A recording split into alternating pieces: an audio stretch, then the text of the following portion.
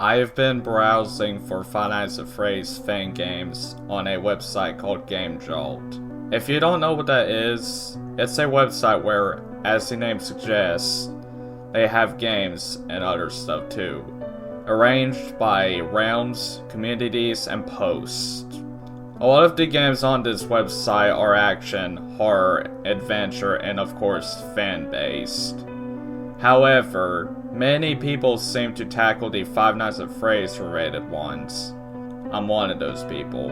This is where I made the greatest mistake of my entire life.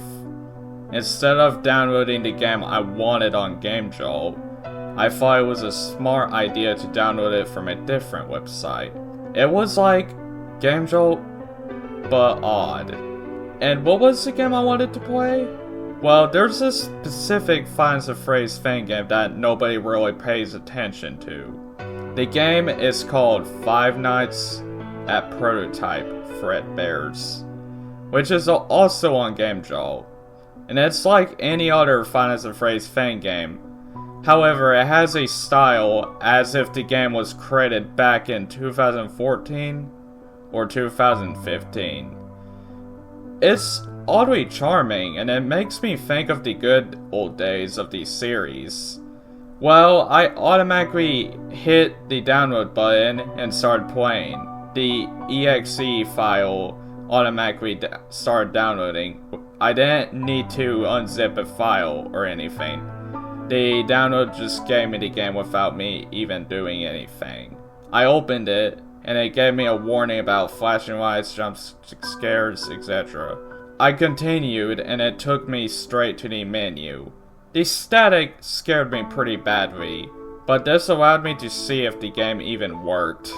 Now, the first thing I noticed is how Prototype Fredbear, the yellow bear, for a split second had his pupils missing. I screenshotted it to see what was over his body. I found out that there were cracks on the front portions of his face and torso, and it was clear that it was updated to version 4.0. For some reason, the color on the 4 didn't match the 0 and the V. Anyway, I pressed the new game button, and it took me straight to the newspaper, telling me that Fredbears had been built, and that it was hiring. So far, everything seemed to be working.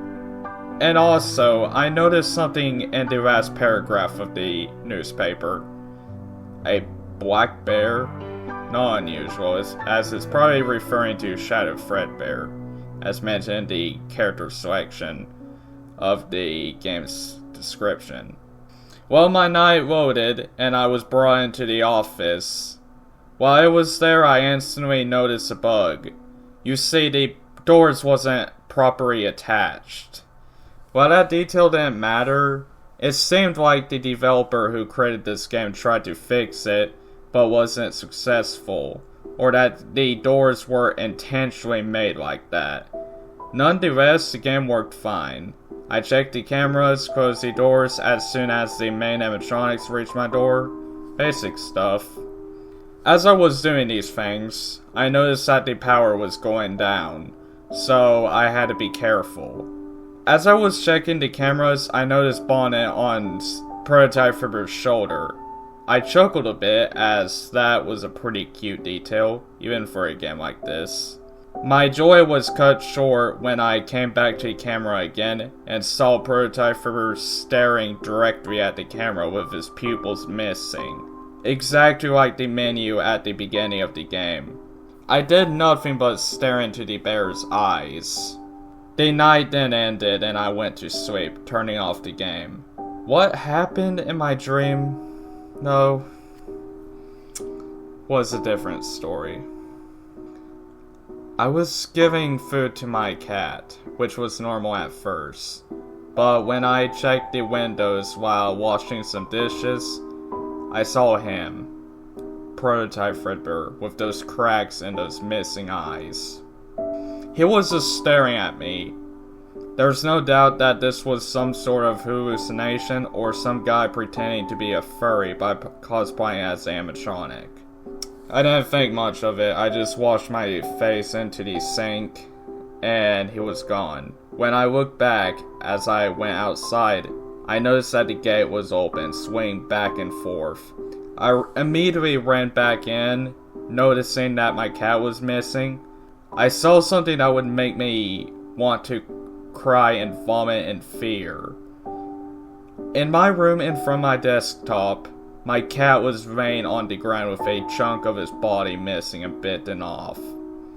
I got up and went to my phone to call the police, but there was no connection. Even though I swear I remember my phone working properly.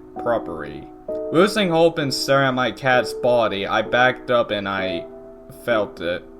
I turned around to see a giant yellow bear behind me. I noticed my kitchen knife in his hand. And when I tried to grab it from him, he struck me with the knife and slashed a wound on my waist. Luckily, I woke up, and due to my curiosity, I had to finish this game.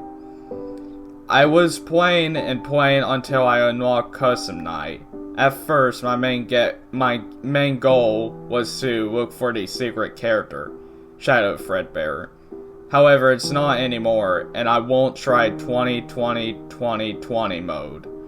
Before I played this game, I watched a gameplay video where Beeman Z, a staff member for the game and a good friend of the creator, played this game and completed the mode. He certainly got a sweet ending though. However, I won't be getting this ending. I set everybody except for Prototyper to 0. And Lord, if the game wasn't even creepier than before. Also, one thing I should know is that this ending wasn't present in the real game. You know, the one on the Game Jolt page.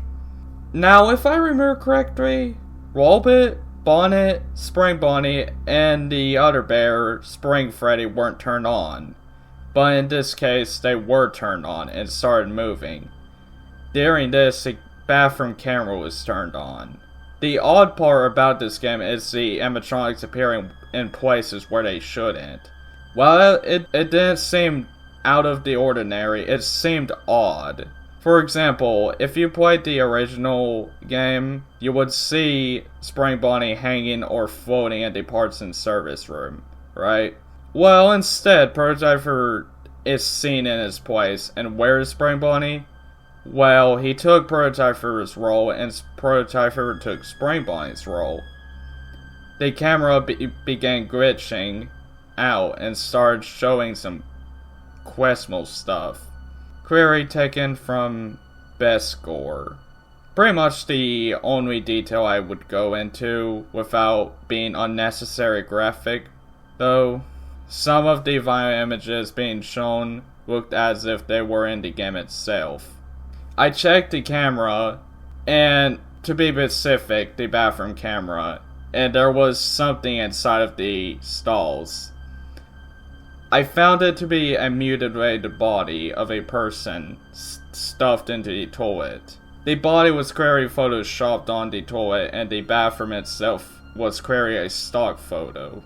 Didn't look anything like the rest of the game. The main game was made with Source Filmmaker, a movie making software credited by Valve. And I mean, yeah, sure, the other cameras looked like the same style the creator made them in, but the animatronic poses were different. No, I mean, they were replaced with a different character and were clearly slapped on top of the original animatronics and photoshopped. The audio in the background was devouring the original ambience, which was clearly taken from Five Nights at Wario's 3. And the audio was of branches and leaves being crushed, and sounds of grass being stepped on. The sound was getting closer and closer. The audio cut off, and the original ambience returned. I wanted the night to end, so I waited for the animatronics to attack me. For some reason, the AI got pretty broken, and the animatronics simply refused to attack. All they were doing was just staring at the cameras, taunting me. I flipped down the camera, and I finally encountered Shadow Fredbear, the secret antagonist. Shadow Fredbear sat next to the door in the pose of Golden Freddy and killed me. However, there was an extended version of the scream audio this time. Seemed to get louder and louder as it got on, and I noticed that there were sounds of footsteps. Sounded like they were right behind me, but when I turned around, there were nothing there.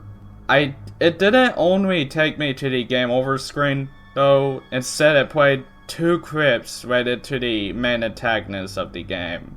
The first one was a yellowish grizzly bear. The clip was playing over and over. A bear was getting its head cut off repeatedly. The next clip was also a yellowish bear being grounded up. And it ended with a screenshot that never appeared in the game. It was a photo of Spring Bonnie, prototype Fredbear, Wallbit, and Bonnet staring into the camera. Prototype Fredbear and Spring Bonnie both had no pupils, and Wallbit's pupils were missing. However, Bonnet seemed normal. The screen then immediately cut back to the menu and it froze and crashed. After I turned off this game, I was processing and trying to figure out what had happened. After the creator, Joseph, made the game, somebody downloaded the irregular game, broke into the MFA file, and started editing the source code, mixing up the AI and finding videos from Bestgore, which actually might have been taken from other gore sites too, all to sneak into this game. Maybe there's a chance that the hacker is responsible for the murders. The person might have taken photos of the murders and snuck them into the game. But for now, I uninstalled it, and thankfully the nightmares haven't occurred since.